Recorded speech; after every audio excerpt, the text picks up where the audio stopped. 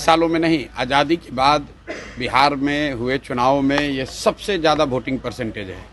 ये दो बातों को दिखाता है। पहला कि जो बात हम लोग पिछले कई महीनों से, बल्कि मैं 1-2 साल से कह रहा हूँ कि बिहार में 60% से ज़्यादा जनता बदलाव चाहती है और पिछले 25-30 साल से जो राजनीतिक विकल्प के अभाव में एक तरह से धीरे धीरे राजनीति को लेकर, चुनाव को लेकर उदासीनता बन गई थी, विकल्प नहीं था लोगों के पास।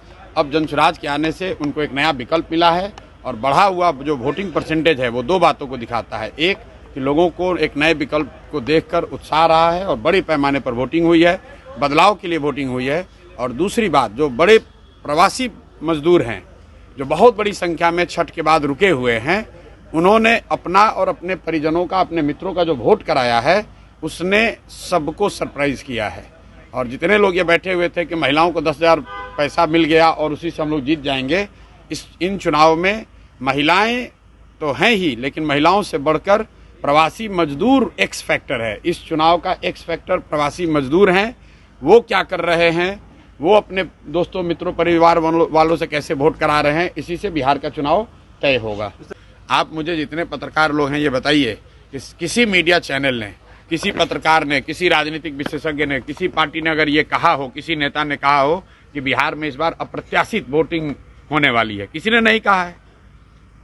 और ऐसा नहीं है कि महिलाओं का वोटिंग ज्यादा हुआ है। पहली बार बिहार में युवाओं की वोटिंग सबसे ज्यादा हुई है। सबसे ज्यादा एग्रेसिव होकर युवा वोट किया है।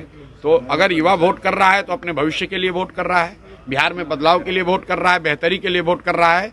स्टेटस को के लिए इतना बड़ा वोट पड़ना यूजुअली संभव नहीं है। 1-2 अपवाद हो सकते हैं, लेकिन जहां कहीं भी पिछले 20 वर्ष में इस तरह से बढ़ चढ़कर वोटिंग हुई है, वहां इनकम्बेंट पार्टियों को, सरकार को खामियाजा भुगतना पड़ा है।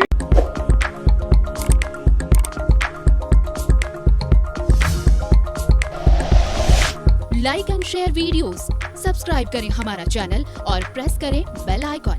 News 11 भारत, सच है तो दिखेगा।